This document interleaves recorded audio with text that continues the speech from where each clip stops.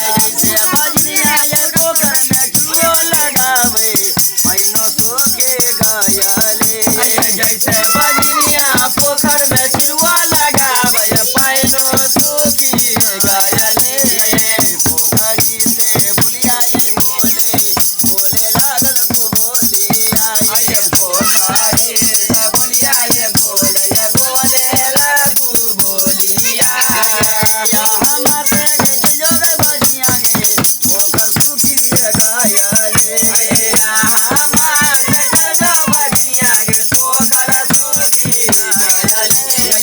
काना दे रोई से बजिया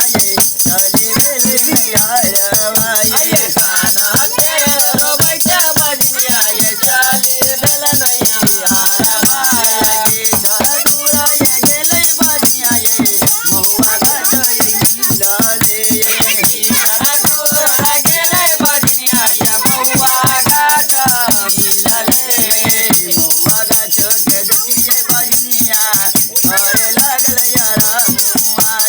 महुआ गाछ के देखिए बजनिया करे लागल यारा मुआ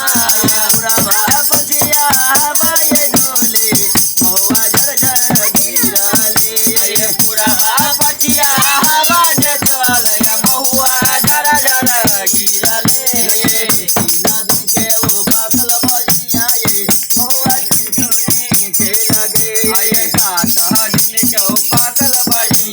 महुआ चुने चुने तेल बजनिया ये आत्मा के जुड़े लगे महुआ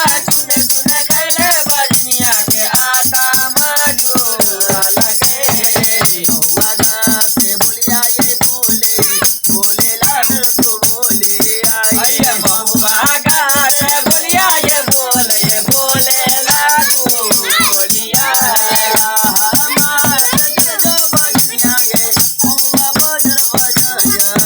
आए बजनिया गे महुआ बजर बजया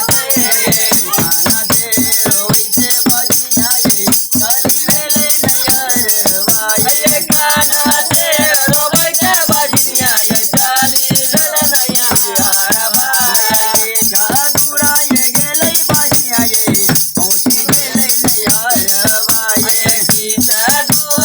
गेलै बजनिया ये पहुँची गेलै नैहरवा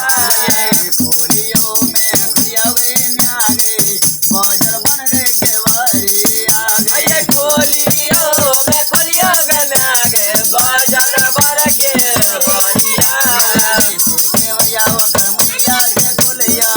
देखे बेटी के मुँह माये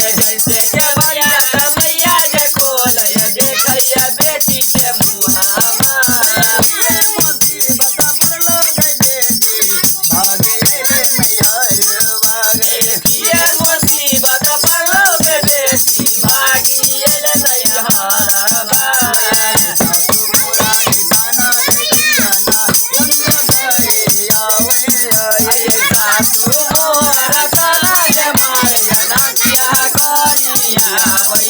आए लहसे हो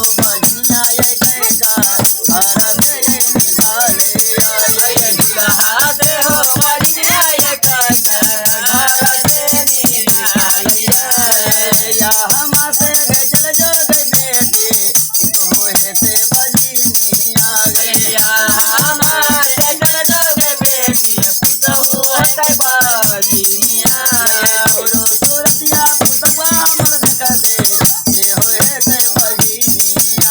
सूरतिया पुतवा हमर देखते ये होए से बजनिया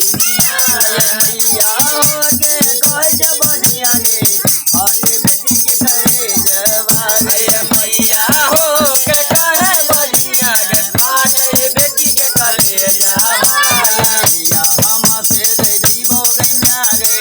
नौतियो न गया या वो गे